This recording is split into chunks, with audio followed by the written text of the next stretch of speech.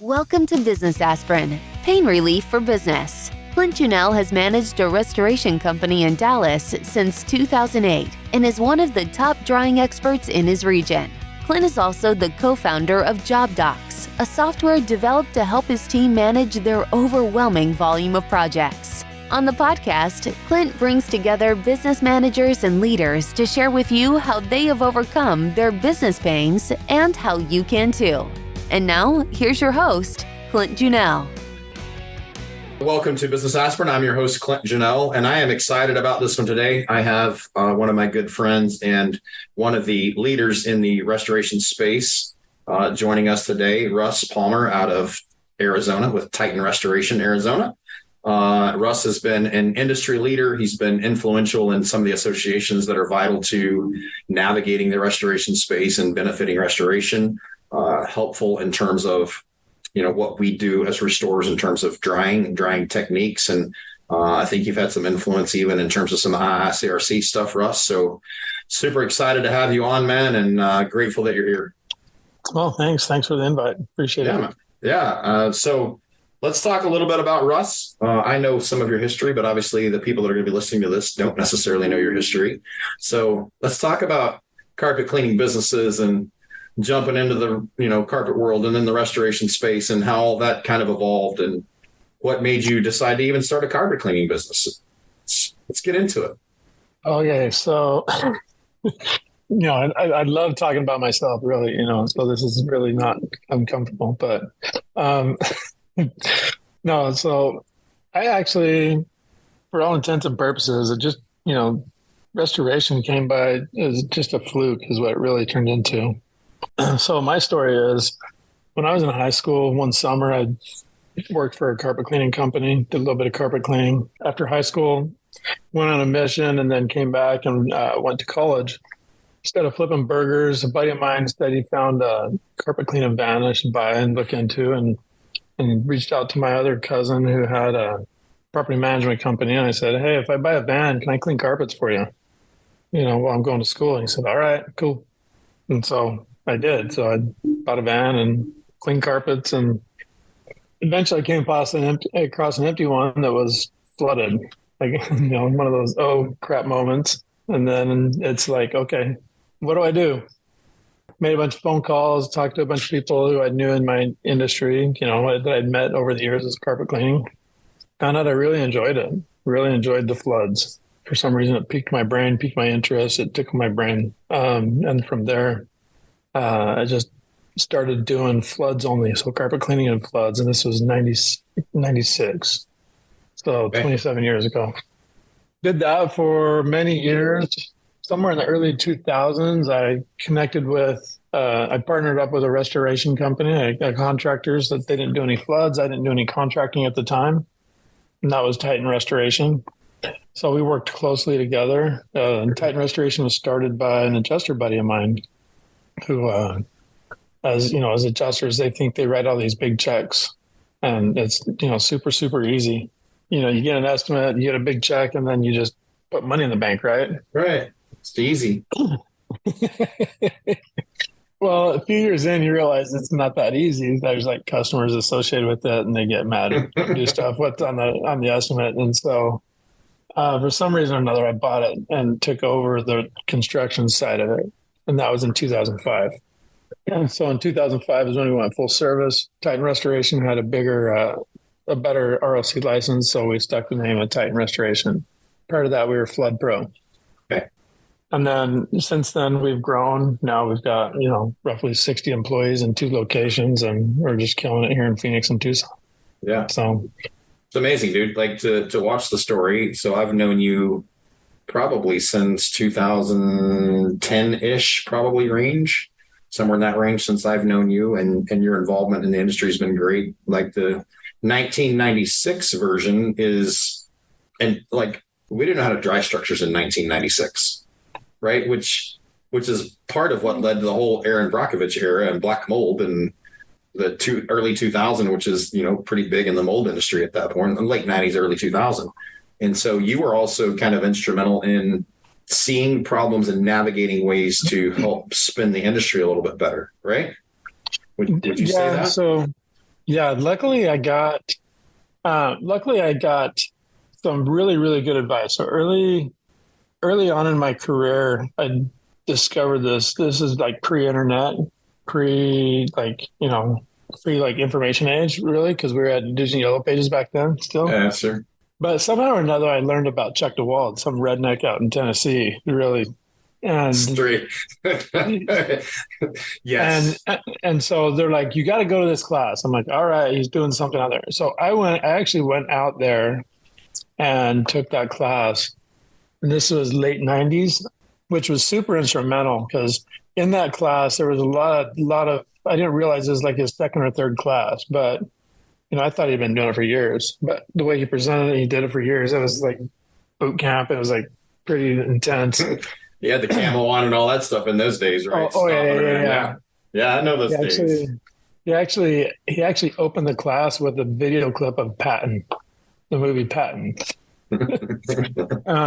So what was nice though was in that class there was a lot of really super influential OGs in the industry. You had Larry Carlson from Phoenix Restoration was there. You had Andy with John Don, Andy Robinson with John Don was in there. You had Rachel Adams was in there. You had Kurt Golden who was in there. Cliff Zlotnick was in there. Those are a few people that I remember, but I was able to form some really, really early on relationships with those guys and continue to develop through those guys who would kind of help create this industry of restoration and drying. So, drying, like you said, Aaron Brockovich was there, but in the late 90s, we were doing it right. Chuck DeWald had it right. Yeah, by that time, but 94, 96 carpet cleaning, flooded buildings. Yeah, it was probably didn't get dried all the. Ooh, I'm in Phoenix. We're good. We still dry air. Yeah, right. So you already have dry air. Well, the statute of limitations is passed on those anyway, Russ. You're fine. Yeah. That building you drive that you came across that was flooded, like they can't do anything to you now anyway. It's all good. I totally undercharged them too, I'm sure. Mm-hmm. I'm sure you did. So, but I was lucky that I had that mentorship of the, Chuck DeWald and then Kurt Bolden's and going to his class and then Bill Yaden and some of these other just amazing people in the industry. I was able to get a really good foundation and learn how to, dry in place, learn the psychometrics, learn the science behind it, so then I can apply it to it. And so that's the part that really tickled my brain, and it's really helped me throughout my career because then you can just take it and expand on it, and then it's also kind of instilled into me the desire to teach too.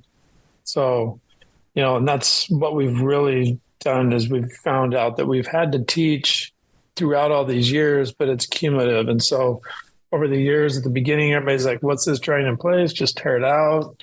And now a lot of people are like, we really appreciate the way you dry it and how you do it. And why do other people not do it the same way you do it? So it's kind of strange. It's strange from the perspective of drying that way that the whole cut and gut is still a thing that's still acceptable at some level. It's odd to me that we still allow that to take place because we can do so much to dry effectively these days. It's interesting, I just walked a job yesterday. A guy was doing, clean pipe broke, and they're in there cutting and gutting floor to ceiling. I'm like, wow. Yeah. It's interesting because from my perspective, and I look at that, you and I both know we make a whole lot more profit margin on drying that structure than we do gutting that structure and reconstructing that structure. And so that's one of the things I think is significant, even in just this conversation with you, is for restorers that are in this space to pay attention to, like, let's do this stuff right. And we make more money. Ultimately, we make more profit margin by doing it correctly instead of gutting somebody's building. Yeah, no, totally. You have to be careful because we do make a higher profit margin, but it's not the amazing profit margin that the insurance adjusters think we are making. They think we're making like 70% on our money. No, really, transparent, all transparency outside, everything. Yeah. We're probably about a 15% net is all we really are. We're not making, we're not driving Lambos and Ferraris. I've never had a, supercar as a result of my experience in the restoration space, but it's better than what ultimately we make if I'm gutting this property out and then reconstructing this property and dragging somebody out for the next 4 months to put a property back together. It's a better experience all around, better environment. And it's easier on me to logistically coordinate a drying than it is for me to demo an entire property. So I think that's great, man. So let's talk a little bit about, as you got into the restoration side, as you decided to pull the trigger on purchasing Dighton out and owning that and taking all that on. Let's talk about what led to that decision and what was right about that decision and what you wish you had known going into it that maybe would have changed some things in how you moved forward. What was right about it? Well, I was super naive and some sucker took my money. Just kidding. They're always out there. Yeah, there's a sucker born every day. I think Groundhog Day for me. No, it's been a good journey. Construction is not my passion. And it's not something that when people do advise me that they have a successful mitigation business, just getting a higher revenue is not necessarily more sexy than, there's a year we did, I'm going to pull the skirt up a little bit, let you peek underneath, but there's a year we did $8 million in top line revenue for reconstruction. I made $15,000 that year. We had a couple jobs go sideways. Talk about pucker factor. Hey guys, I'm ready to shut this down. You guys better figure out how to turn this around or we're all going to be just, mitigation water technicians. But if you don't have a passion for it, you don't have a good team for it, then you can get burned really, really bad. And it can hurt and sting. And, like you said, you just start passing a whole lot of money around and your employees are getting paid, your subs are getting paid. And at the end of the day, you have a lot of risk on there for not a whole lot of money. So you have to be super careful that way. If you have the right team and they have a passion for it, or you have a passion for it yourself, then it makes it a little bit easier, to do that. So, I always caution people, stay in your lane, be good at your, keep it simple and do what you're good at. So, well, that's what we try to say too. Like the reality is I'm not ecstatic about the reconstruction side of our business either. Like I would much rather do the mitigation side. I would much rather focus on contents and mitigation. You don't do contents, but those parts are easier to navigate than the reconstruction side. And inevitably, the reconstruction side is where things take longer and people expect somebody to be there 24 hours a day, 7 days a week to put their property back together until it's done. And it just doesn't simply work that way. And so it creates that frustration and sometimes the customer, and you have to manage and mitigate that situation. And I would much rather do the drying side and the customer service where you come in with your cape on and are a superhero for, 3 or 4 days and you get to bounce out of there and everybody's happy about what's taken place and you've done your job and done it well and everybody sings your praises. It's just easier to navigate. I tell people all the time, and anybody that's listening to the podcast, I would tell them, if you can be successful just doing mitigation, stay there. Because the rest of it is just difficult. We wouldn't do it if we didn't have to. But I feel bad about Mrs. Smith that's 80 years old and needs something to put back together. And I'm like, okay, we got to do this project. And so we have a reconstruction division as a result of that, which now you got to keep the reconstruction division moving and busy. So it's just the snowball effect. But if you could be successful and find your wheelhouse in mitigation and stay in your lane, like it doesn't have to be mitigation. If you're not a fire water restoration company, whatever it is that you do that piece well, that you can make your margins to be successful as a company and stick there. Because the reality is, like I've watched company after company come in and, they're a fire water mitigation company and then they're reconstruction. And then they're like, oh, we can do remodels too. And then, oh, we can paint stripes on parking lots. And, oh, we might as well do asphalt while we're doing parking. And then they're doing all these things. And when their wheelhouse type of project, the water damage comes in, which they shine at the most, comes in, they're busy doing all these other things. And they're not successful at that project now either because they're scattered everywhere. Right. And you know how that works, right? Like you've seen guys do that too. And it's mind boggling to me that, there are companies that you and I both know that are running 10 million in revenue and they're not making a dime doing it. And they're just working their tail off to not have any type of success whatsoever. And that's just crazy to me. So, I definitely can echo your statement there, right? Like find your wheelhouse, stay in your lane, be successful at it. What's, because you're like me, like you're kind of a science nerd on the whole drying side, right? Like you like the science, you like the numbers. I've been told that. I've been told that. Yeah. Yeah. Like there's some things, and you're way into the KPIs on numbers and driving your business and the science of numbers of drying and how do we make this better? How do we make this more efficient? And talk to me a little bit about the mentality that goes into operating a business from the numbers side. It's a fine line that you walk as a business owner. You need to know. So everybody, like a lot of people talk about numbers and money. Really, what is money? What are the numbers? That's just a scoreboard. Like if you're into sports, I know you're into hockey, right? Your family's into hockey. They do a lot of that. Right. I mean, going to practice is fun and watching it, but it's not that great because there's no score. At the games where, they keep the score, you keep the score and then it's exciting and, hey, great, we did great. All sports are that way. Nobody likes to watch practice. Practice is all right, but you really like where the competition is where you got to compete and you got to keep score. And so, in your business, your numbers are your scoreboard. So put your scoreboard up, learn them, look at them, track your stats, track your numbers, see what they look like.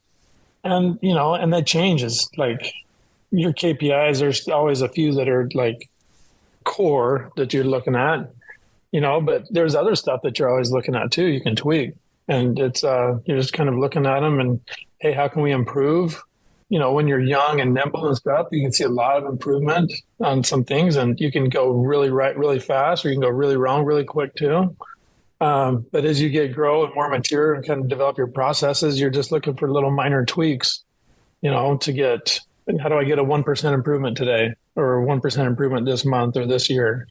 Depending on the size of your business, a 1% improvement in a couple directions can drastically change your bottom line by a lot of points. Sure. And I think that's important. So like it reminded me of, I heard a story about one of the trucking companies that's a pretty big national trucking company. And his goal, I think they had like 30,000 trucks on the road, some big number of trucks. And his goal was to improve his daily efficiency by $1 per truck.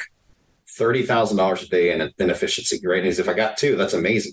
But that's a significant dollar amount if they can figure out how to do that and streamline their operations to have 30,000 trucks being $1 more efficient a day. Unbelievable. So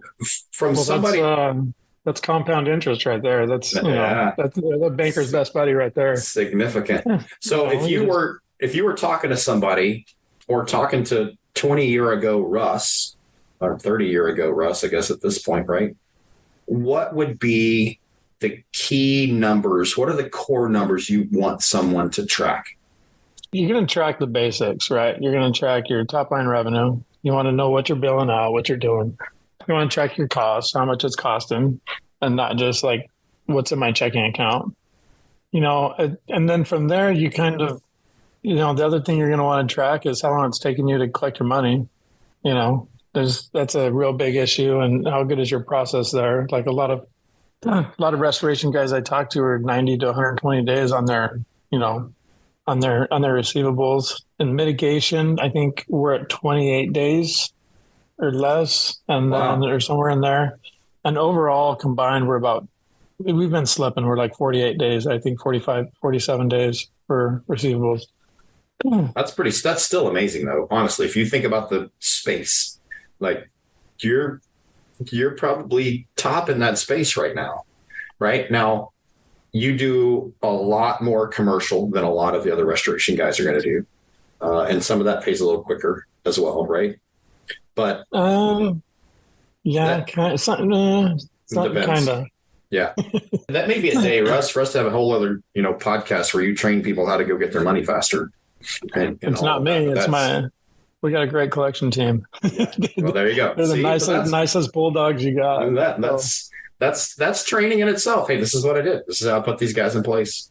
We've been actually, like I said, we've been slipping. We've had it down as low as 36 days at once. 35 days, I think, is when we're the best. So, but see, like most of the guys that are listening to this, most of the guys in the industry aren't going to know those numbers.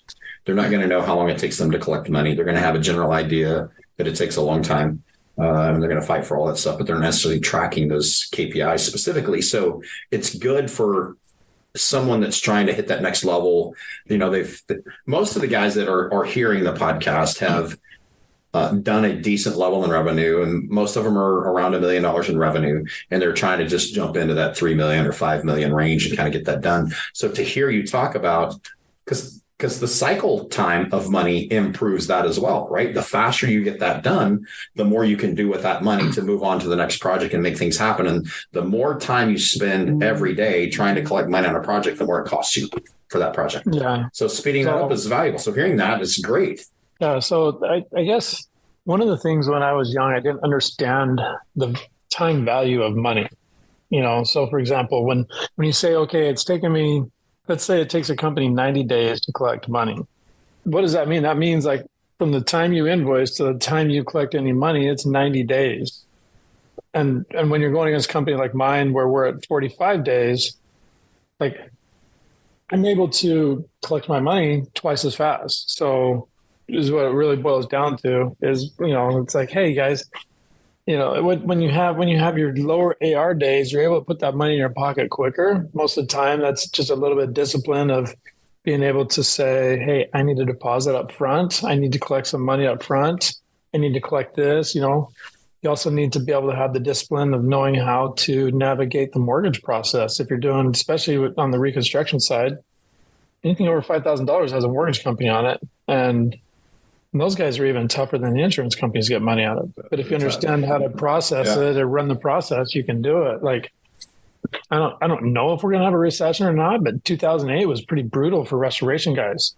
Yeah. There was a lot of people that were in arrears on their mortgages. And when all of a sudden the mortgage company got a $80,000 or $100,000 check from an insurance company, they're like, hey, we can get it paid back on our loan, which, we ended up having to teach them was illegal, but that was not their money. And so it was a process, especially then when everybody was so desperate for money but it was something that we took the time to learn. I reached out to the attorneys and do that and learn that and figured out the process. And really and that's one of the reasons it's so good is because we have a streamlined process for dealing with mortgage companies. Right. And you've got all this broken down into SOPs, and it's taken you years to figure all that out.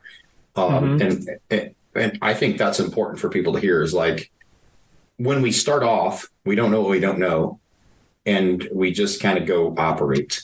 And then as you operate longer, you learn you have to have some things in place to make this more efficient and for somebody else to be able to do the job that you were doing before, because you can't do everything. And then to navigate, how do I make that efficient and scalable? Because if I grow, then somebody else is going to have to take that role too.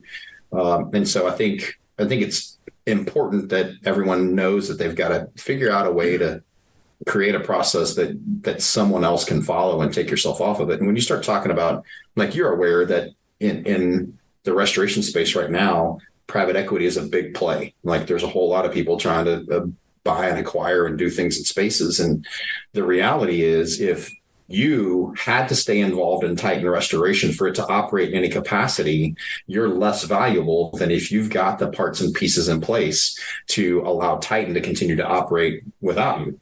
And that changes the game. And so those of you that are in the process of building a business and growing your legacy for whatever, you've got to be able to take that and make it so that you're not required to be there in order for you to have a valuable exit strategy. And or really, even if you're going to pass it down to your kids and grandkids, you still want to have processes in place to make it work, right? Yeah, well, yeah, you need to have something that you can kind of do it repeatedly, and then be able to measure against that. So going back to the question of, like, what else would I tell myself 20 years ago? A couple of things that I probably do, and I know a lot of us do, is we hold on to too many we don't know how to delegate, and we think it's going to cost us a lot of money or more money to, like, it took me forever to hire my first bookkeeper. And at that point, it was like, I can't afford that person. And then once I had the right one in there, I was like, what was I thinking? So learning to delegate. The other thing is continually be learning. Vern Harnish says leaders are readers.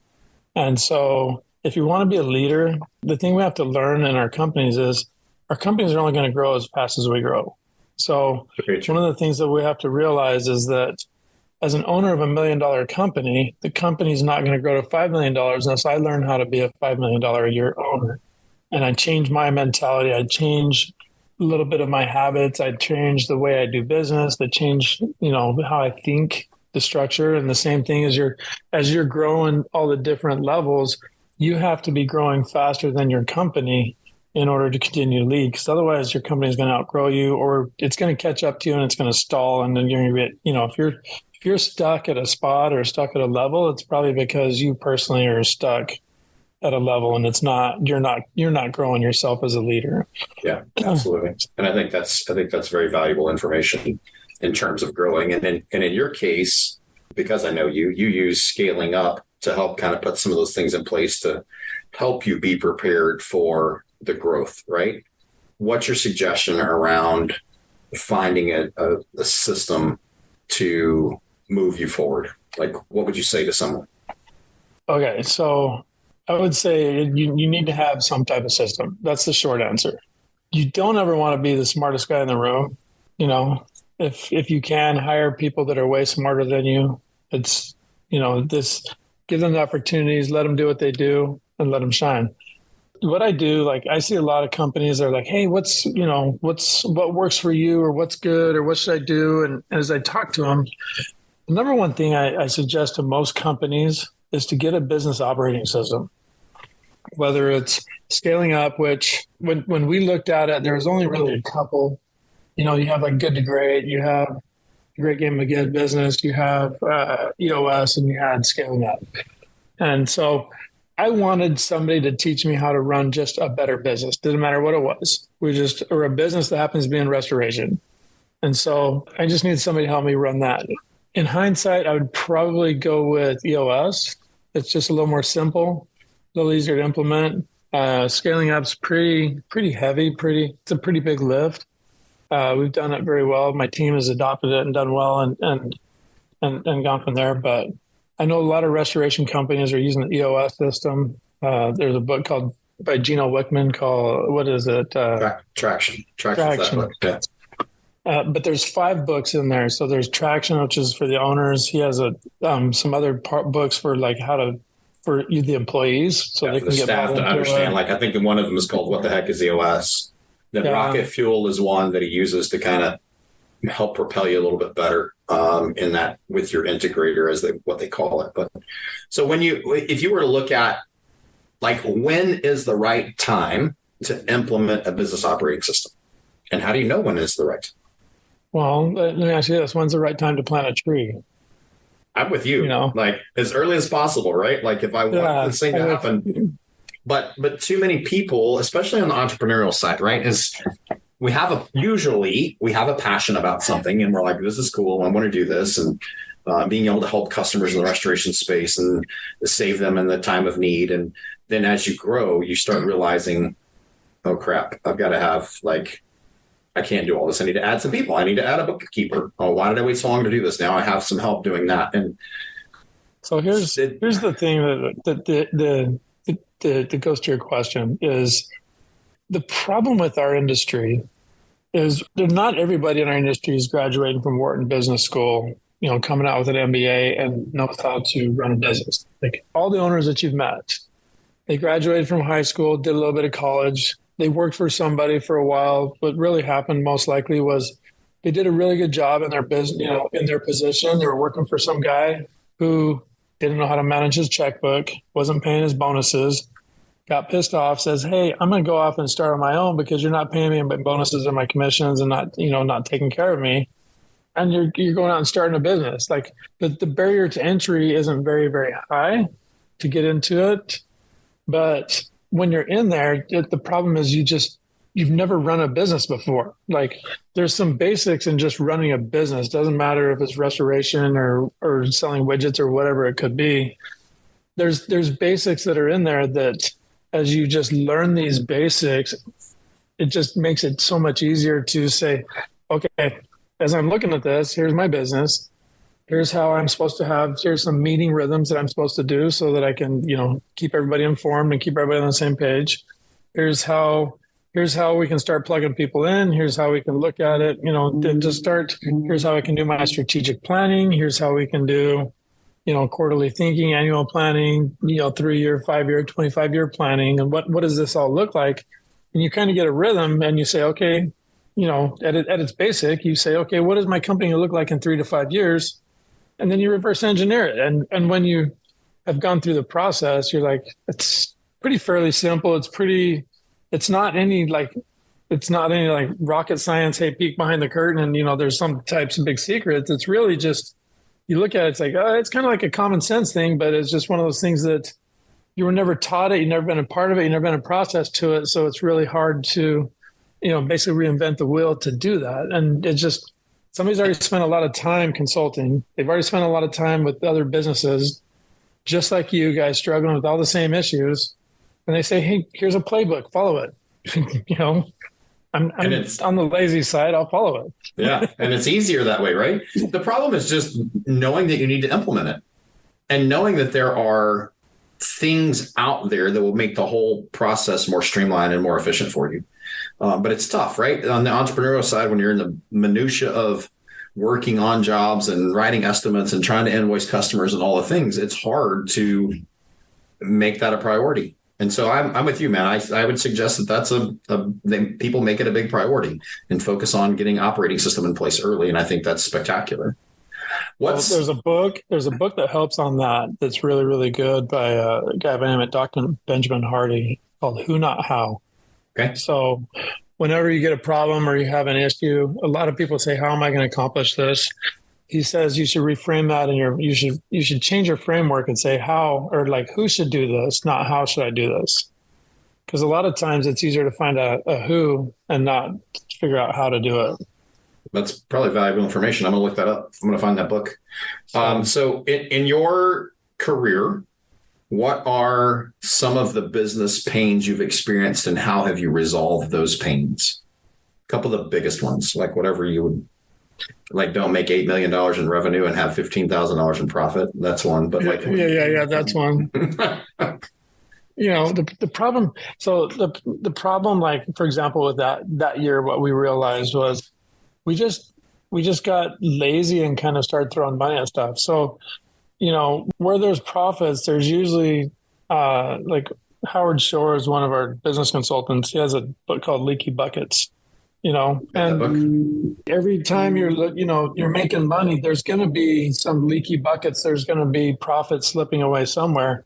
And it's just trying to figure out like which, slow down, look at your numbers, understand your numbers, and just try and figure out where those leaky buckets are and just kind of plug them or slow them down or do that. Because there's going to be some, it's going to be rough, but when you look at it, it's just, one way to do that.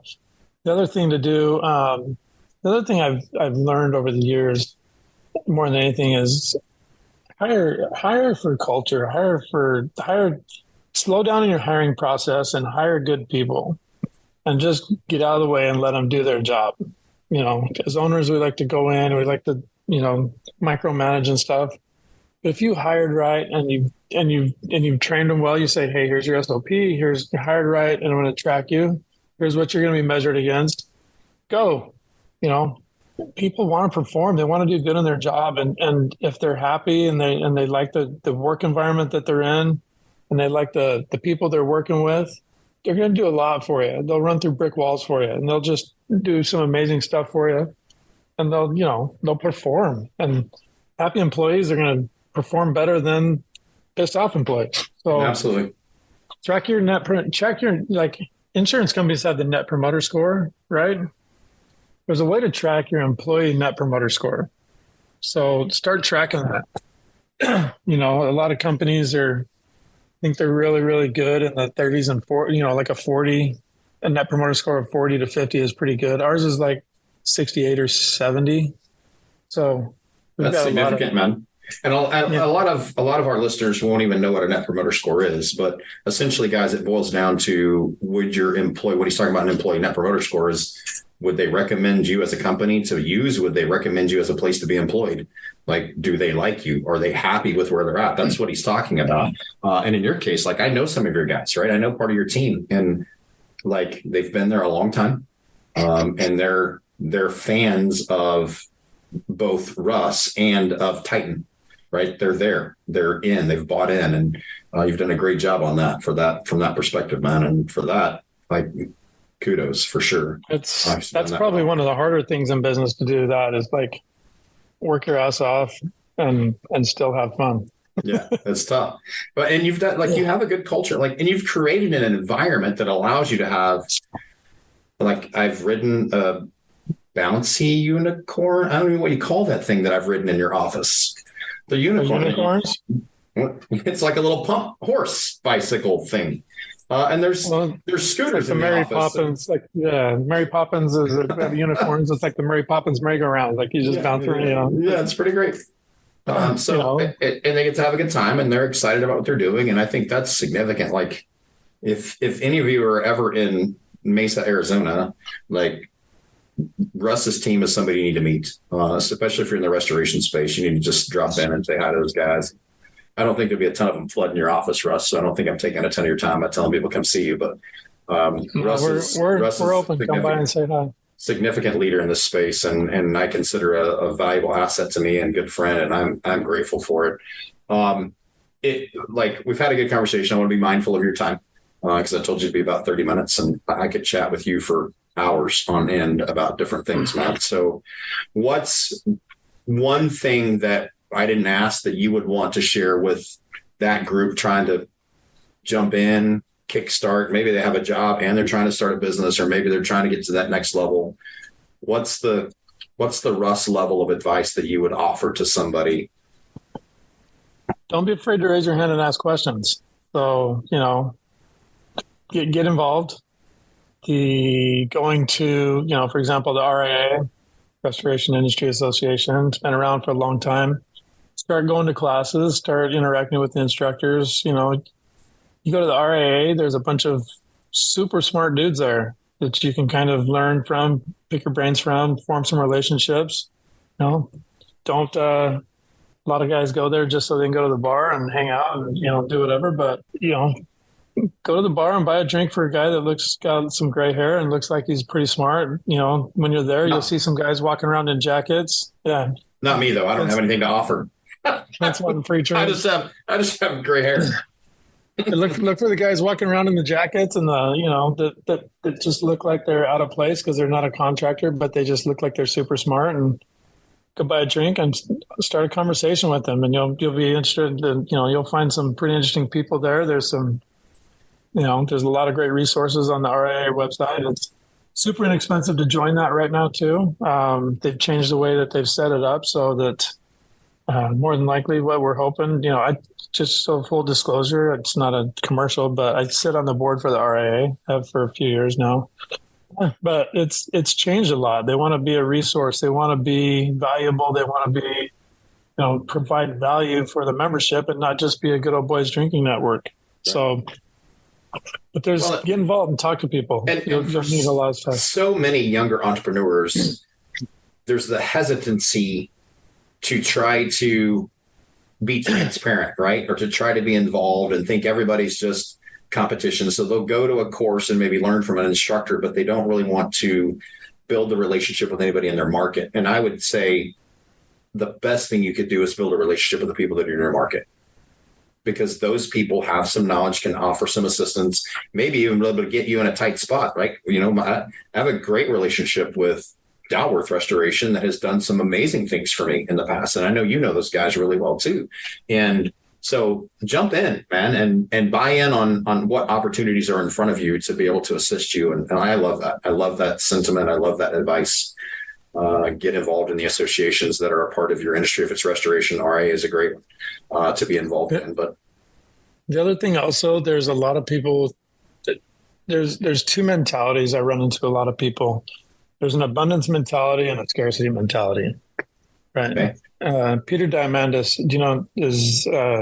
does the X Prize, is kind of the one that has this abundance 360 But his basic premise is, and this is the way I kind of operate, is there's enough pie for everybody, and it's not that I have to go get my piece of the pie. Like I don't mind getting a piece of pie and getting that, but there's a lot of pie. There's enough to go around. There's a lot to go around, and align yourself with that and have that abundance mentality that, hey, just because you didn't get this one job doesn't mean there's not 14 other jobs behind it.